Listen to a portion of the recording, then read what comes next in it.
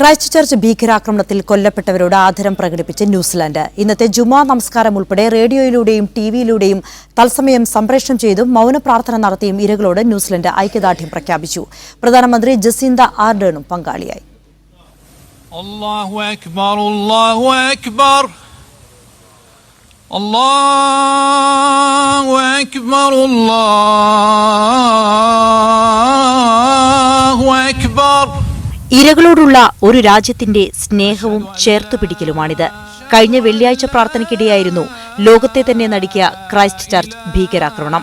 ആ ആക്രമണത്തിൽ പൊലിഞ്ഞവരോടുള്ള ആദരസൂചകമായി ന്യൂസിലൻഡിലെ പള്ളികളിലെ ഇന്നത്തെ വെള്ളിയാഴ്ച പ്രാർത്ഥനകൾ മുഴുവൻ ലൈവായി ടെലിവിഷൻ വഴിയും റേഡിയോ വഴിയും സംപ്രേഷണം ചെയ്യുകയായിരുന്നു. 2 മിനിറ്റ് മൌന പ്രാർത്ഥനയും നടത്തി. പ്രധാനമന്ത്രി ജസീന്ത ആർഡേണും അള്ളൂർ പള്ളിക്കടുത്തുള്ള ഹേഗ്ലി പാർക്കിൽ നടന്ന പ്രാർത്ഥനയ്ക്കെത്തി. രാജ്യം അനുശോചിക്കുന്നു. നമ്മൾ ഒന്നാണ്. ഹൃദയം തകർന്നവരാണ് നമ്മൾ. പക്ഷേ ബന്ധങ്ങളെ തകർക്കാനാകില്ല. പ്രാർത്ഥനയ്ക്ക് ശേഷം ജസീന്ത ആർഡേൺ പറഞ്ഞു.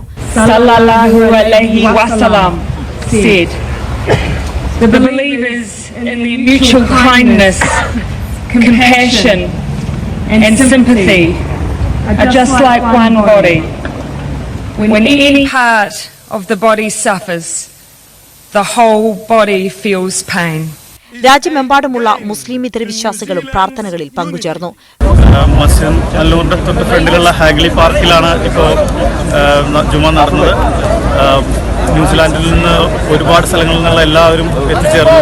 ഇവിടെ ഒതുകൊടുക്കാനും എല്ലാ നമസ്കാരത്തിനുള്ള എല്ലാ സൗകര്യങ്ങളും ഇവിടുത്തെ സിറ്റി കൗൺസിൽ ഒരുക്കിയിട്ടുണ്ടായിരുന്നു. ഹിജാബ് ധരിച്ചുള്ള വനിതകളുടെ ഐക്യദാർഢ്യവും രാജ്യത്ത് നടക്കുന്നുണ്ട്. ന്യൂസിലൻഡിലെ മാധ്യമങ്ങളും ഇരകളോടൊപ്പം ചേർന്നു. പ്രമുഖ പത്രമായ ദ പ്രസ് 1-ാം പേജിൽ വാർത്തകൾ ഒഴിവാക്കി സമാധാനം എന്നർത്ഥമുള്ള സലാം എന്ന വാക്ക് അറബിയിൽ അച്ചടിച്ചാണ് ഐക്യദാർഢ്യം പ്രഖ്യാപിച്ചത്.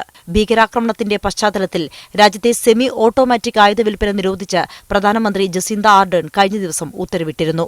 ഏപ്രിൽ 11 ഈ നിയമവും പ്രാബല്യത്തിലാകും. News desk media 1.